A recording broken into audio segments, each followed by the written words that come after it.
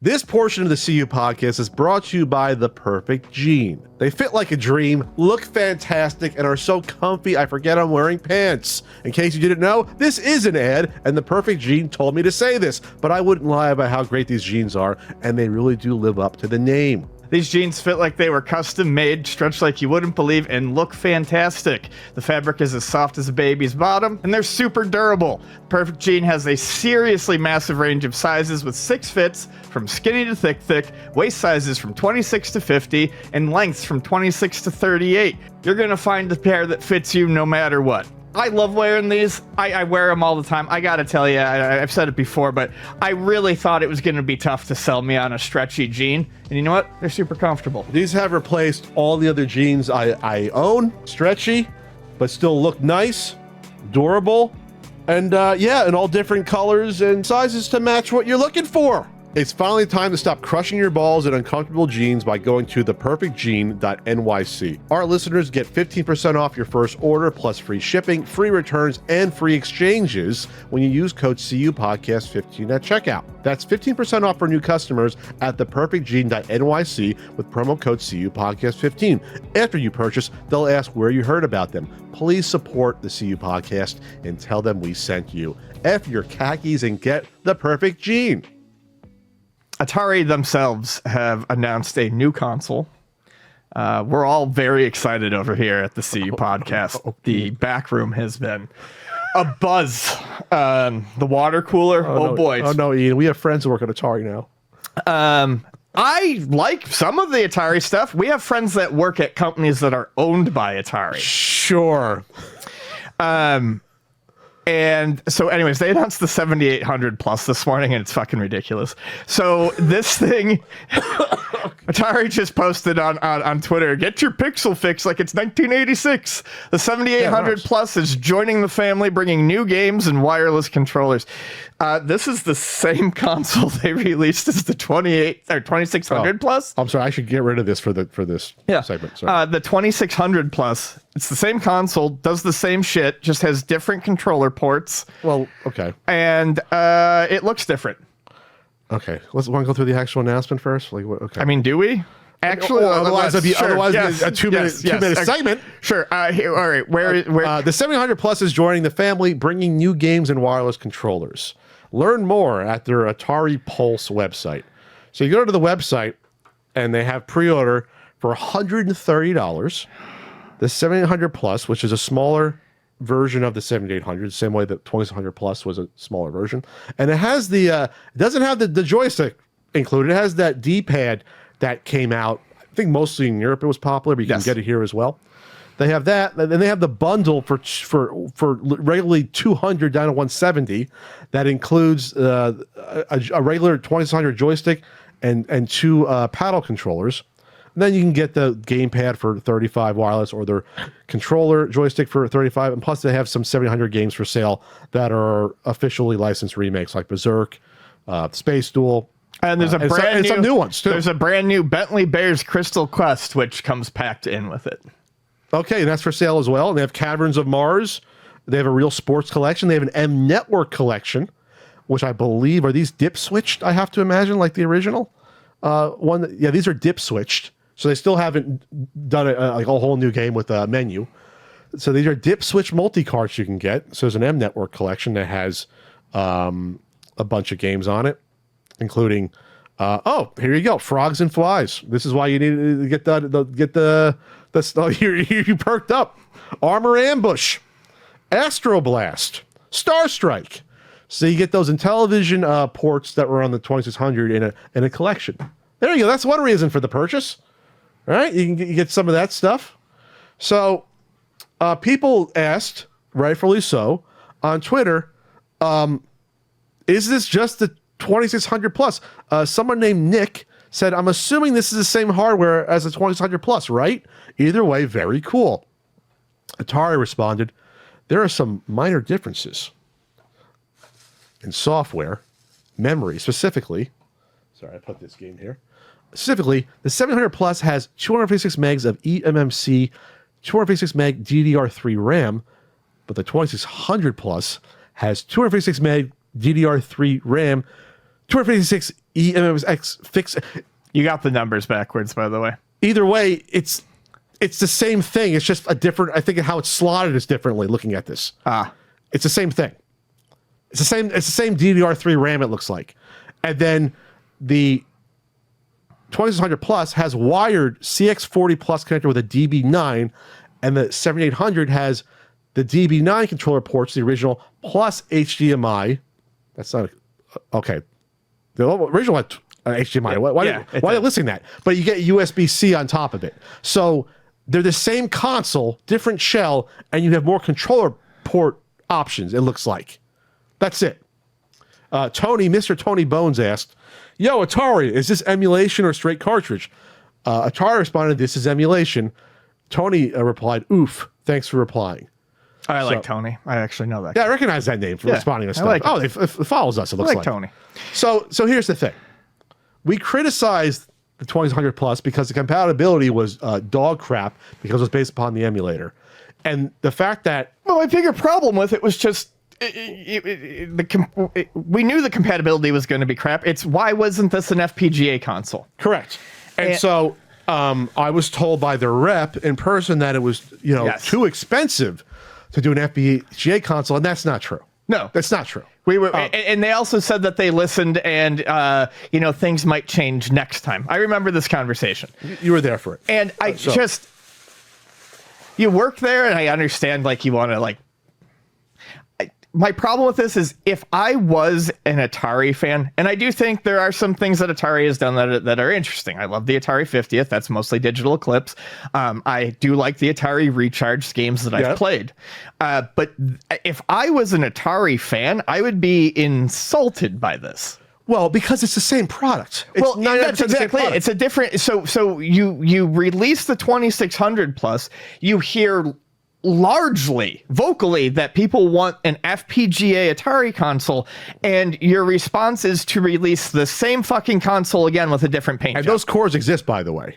So that's why it's you can probably license one, or even if to hire someone to make it from scratch, you could get it done. So now that they've done this twice, you can't tell me that this is a matter of a scrappy company trying to get something out there. They've had the time, they've had the opportunities, they don't care, and you can still know people are going to buy this anyways. And you can still put out these. They have an Epic's game collection here, which actually I would love. I love Epic's games. So, and you can still put out your licensed remakes and things like that, and your homebrews that are now licensed. You can do all of that without putting out the same product in a different shell, and it has the same exact price on top of it to hammer the point home, $130 on it. You can even put out, put out the gamepad. Hell, you want to say, well, this is wireless, Pat. Then come up with a fucking dongle for the 2600 Plus to have wireless. Or I would have said, why didn't you think of that for the 2600 Plus? Right. It's because you knew you were going to do a console a year later that is going to have the wireless when you should have had it originally. Or is that the only quality differentiator? Is we have wireless controllers now? We didn't have them a year ago. Is that the only value to get me to buy the same product again with the same compatibility issues? The same, I guess you can only go to the well so many times. If you put out a 5200 one, I would have been okay. At least it's a different platform. You know what I mean? At least. Yeah. And that's where we are with it, right? Mm-hmm. So it's just, I don't know. It's lazy. It's just so funny to me that it's the same core. It's the same basic unit. We're just going to call it two different systems. Yeah. I mean, at least they didn't lock out 7800 on the 2600 Plus. That would have been shitty. Well, yeah, but I'm just what I think most normal companies would have done is they would have released this and they would have been there's a 2600 version and an alternate 7800 skin. You can get it in two looks, two models, instead of trying to release it as two separate standalone consoles. Sure. So the cartridges, again, I have no problem putting out these cartridges. They're $30 with the box, whatever. That does not bother me. No, I think that's reasonable. The Epic's collection has winter, summer, and California. Sure. Wasn't there? I guess the sequels only came out on the computer. The sequels did not come out on Atari.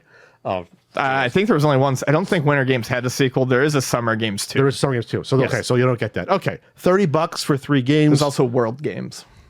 That's right. So that wasn't on, I guess, 2600. No. So you get 3 games for $30 if you're into it. Again, I have no problem with that. Those are fun games. There's a real sports collection, which I think is funny. If it has real sports volleyball, I'm all in. You get soccer, baseball, boxing, football, tennis, volleyball, later release, and basketball. So you get, those are basically the better version of the sports games from Atari, because the original ones are all garbage, you know. Real sports volleyball is fucking fun. So like the first run of sports games in the first year or two, you know, those were rough, even for back then. Oh yeah, when it's like the one-on-one basketball going back and forth, like was not good. Or baseball, or in television made fun of them for, hey, listen, they're baseball. They have like only 5 players in the field, and we have 9. Like, yeah, you have a point there, Mr. Plimpton, Mr. Television. You have a point. The Atari baseball looks like trash. You're absolutely right about that. So the real sports ones corrected that. It'd be like, okay, now we're a little bit better now at programming these. So again, that's $30. I don't have a problem with it. I wish I had gameplay video on the page, but I guess if you're buying it, you know what these games are. But not the new ones though. That's what's surprising to me. It's like Bentley Bear has some video up, and it looks like a 7800 platformer. I mean, it looks. Well, I mean, it's not on the page though. Oh. Like, I wish I had a little video on the page saying there is a video. I thought I saw one. At least for Bentley Bear, but I could be wrong. Not on their order page. Well, that's dumb. There is one image of it. Dumb. And yeah, it's a nice, cute looking platformer. We're also missing the larger issue. I got another issue. Got to bring it up and go for it. This bigger issue here. We skipped right over the 5200. I mean, I kind of mentioned it. We did gloss over that plucky 5200. They skipped right over it. They did not give me what I personally want. I'm personally wounded. You would get Ian shilling it for you if you get the 5200. Well, and it's different architecture. It's like so much so like there was no compatibility. Yeah. So like this is obviously much easier. They took one product and fucking changed the way it looked. You can't do that and make a 5200 plus. But you could probably get me to like talk shit about this while I'm hitting buy on a 5200 plus. If it came with like 2 good controllers, I would probably buy that. You see Ian's morality line when it comes to this stuff is 5200 plus. We all pick and choose. We all pick and choose our battles. I don't think you're going to see one though, because that would actually require them to go back to the well and redesign a working controller and things like that. I'm pretty sure I was the only person, like every time I walked by the 5200 with Pac-Man in it at Long Island Retro Gaming, I had to sit down and play it because I felt so bad for it. Oh, I was like, I got to play you. Did they have the original controller or yeah, and it was in good shape. It was in really good shape. They might have retooled it with the. They might have used one of those gold contact replacements, but it's not controlling Pac-Man with that joystick sucks, but it's my version of Pac-Man. It's your version of my Pac-Man that sucks. It's still better than the 2600 one, you know? In terms of like how it plays, like if it had a normal controller, it'd be fine. It would have been mind-blowing. Like it's a really nice version of Pac-Man. Like the 700 version is like finally get the arcade one. Yeah, and I love how it looks. It doesn't look as good as the arcade, but like it's defined and like it's a nice looking game. But yeah, the controller sucks. I'm interested in checking out Bentley Bear's Crystal Quest. Sure, it looks cute. Yeah, because it's like like a well-functioning platformer. I'm not a 7800 guy. So I don't know if there was like a Mario-esque platformer. I think there were a couple, and one of them, there's a popular one that got a port that's I think fairly different for the links. But there were a couple. They tried. Yeah, they realized that hey, we have to try to compete with this juggernaut that's destroying us, that came out before us. Programmed by Robert DiCrescenzo, a talented member of Atari's homebrew community. I mean, it does look good. It looks like he's getting stuff out of the 7800. So of all of this stuff, that would be the one that I'd want to, try. So how did I discover this morning, you may ask? Well, my pal Joe, semi-famous Joe, called me up and said, dude, Pat, tell me I shouldn't buy this. The 700 plus was announced. And I was like, 700 plus? Is like, dude, should I buy this or not? And so I look it up and I quickly say, wait, Joe, do you own the 2600 plus? He's like, yeah, but I never opened it. I was just like, well, you own this 700 plus already, Joe. Yeah. They're trying to like get you to buy it again. And he's like, dude, Pat, I'm sorry, John. You don't say dude that much. You say it every once in a while. I said, Pat, but you don't understand. The 2600 is my all-time favorite console. I'm like, I get it, Joe. But this is a conversation. I'm glad I had the conversation with Joe because he is a an Atari fanboy. This was like his console, the same way the NES was to me. He goes, Pat, why would they do this? And I felt, it's like, oh, Joe, I felt so bad because like he wanted Atari to like put out something that wasn't just a slap in the face. He wanted Atari to listen to people and put out an FPGA console, and they did not. No, he wanted them not to say, why are they putting out the same product again that I already bought and was thinking about buying again? Because I said, Joe, people like you exist that are fanboys and you'll buy whatever because it says Atari, and they're just going to, you don't care about giving up your money. That's because people like Joe exist. That's why products like this exist. Because I can just keep squeezing the same dollar from you until, hey, 2 years from now, Ian, they're going to come out with the analog, Atari version that we're going to be like, holy shit, this is amazing. I will buy this. This should have happened 3 years ago. Because I always said I will buy an FPGA Atari 2600/7800 with 5200 compatibility, maybe. I will buy that. I will gladly buy that. Yeah. You would buy that. I would buy it. It'd be fun. But they can still put out the same product virtually, besides controller ports and the memories, the way the memory's installed in the it's the same memory. Plus, you don't need tons of memory to run an emulator on it. Right. So, or your speed doesn't matter. DDR3. Anyway, so I don't know. That's poor Joe. I felt bad about it, telling him that, hey, you shouldn't buy this. Atari, I don't want to tell people not to buy your products. See, that's the thing. When we talk about this stuff, like I don't want to always have to be the guy that says, hey, this looks like crap. It gets tiresome to do that. It does. You might think that, hey, this is how Pat and Ian made their bones talking about this stuff. Yeah, but it gets tiresome. We like talking about good products. I love talking about the analog products. Ian has liked me talking about the analog products too much, but I think they're fine. Ian thinks I fillet them a bit too much, but they're really good commercial products. This is not a good commercial product. Poor Ducky. All right, any last words, Ian, on this? You going to buy an M Network multi-cart? No, but I might buy that Epix one. Are you really? I really like the Epix. The Atari versions are fun. The Apple versions are fun. You really want a multi-cart with a dip switch to change it? I'm not saying I would, but if there was something that I would pick up, it would be that. You're soft. SAWFT on this. Soft. They got you. If I saw it at like a convention, like someone bought one and was like, this was stupid, I don't want it anymore, I would buy it off of them. This is stupid, I don't want it anymore. $20, take it. You'd be like, okay, you got absolutely. It'd be on my shelf. Even if you never played it, you'd be like, okay, gotcha. Because I'm going to play the better Apple versions. All right, that's it for this topic. That's it. We're out.